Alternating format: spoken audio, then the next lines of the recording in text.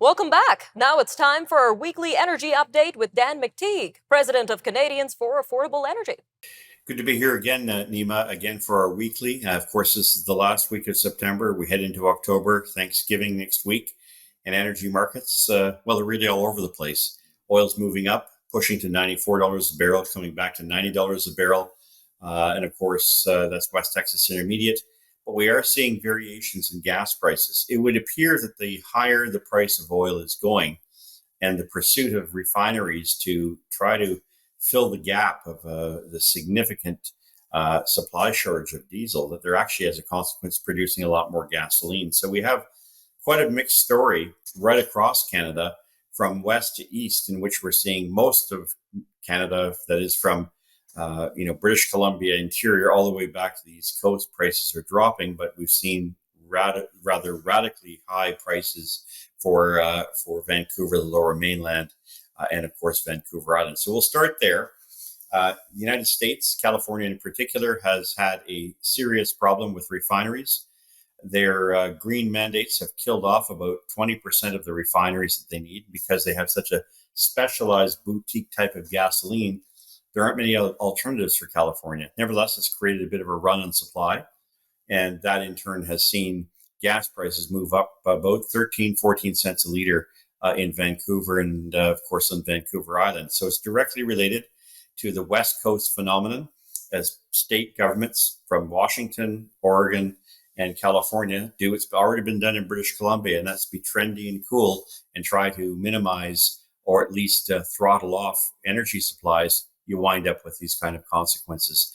That means, of course, that while prices hit almost $2.15 a liter in Vancouver, they're likely to fall to about $2.07, $2.08 as the problem begins to abate in those two refineries in the Southern California region get back on track.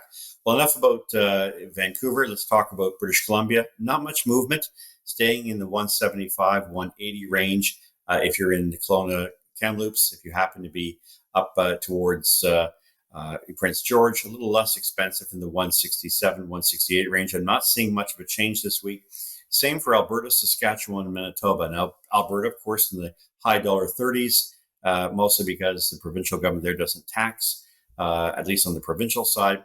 Saskatchewan, price is very sticky there. It doesn't really matter what markets are doing. They're really staying in the 155 in Saskatoon, incredibly. That's below cost, by the way, and as high as $1.63, $1.64 in Regina. Ditto for Winnipeg, Manitoba. It looks like we're going to stay range bound, the 160 to 163 range. Ontario, look for prices to drop tomorrow by 4 cents a liter to $1.57.9, but that will recover later in the week. We'll be back over $1.60, or about a 3 cent increase by the end of the week. Same for Montreal, down to 169, back to about $1.73, $1.74 by this time next week. And of course, the Maritimes, all over the map. Regulators there, especially in Newfoundland, decided to be really cool not to give the 7 or 8 or 9 cent drop that everyone else got. They actually waited 5 or 6 days. Talk about fleecing the public by government consent. Look, regulation doesn't work. There's transparency in the market. There shouldn't be this kind of hybrid system or some kind of synthetic system that a bunch of bureaucrats come up with.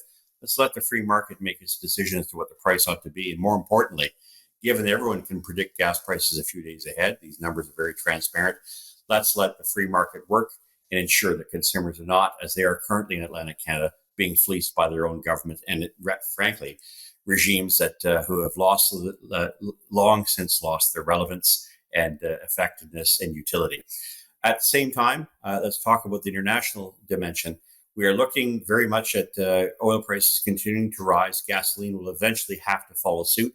I don't see that happening until the second week of October, but I am watching the calendar and I am watching weather, my own weather, not, of course, meteorologists who can predict climate problems in 30, 40, 50 years, but can't predict what's going to happen in the next couple of days, let alone the next couple of hours. We're looking at cooler weather. And with cooler weather, more demand for diesel, which is, of course, heating oil. We have a couple of refineries on the East Coast that are down for maintenance. We've had a very quiet season on the Atlantic as far as hurricanes are concerned, but nevertheless, prices are going to start to go, starting with diesel, which I expect across Canada to move up an average of about 5 or 6 cents a liter next week in anticipation of those colder temps. Nevertheless, that's it for this week, Nima. We'll have more to say next week. Bottom line, prices are going to go up a little bit next week, not too much. It has nothing to do with the long weekend, Thanksgiving. All right, thanks for that, Dan. Again, that was Dan McTeague with our weekly energy update.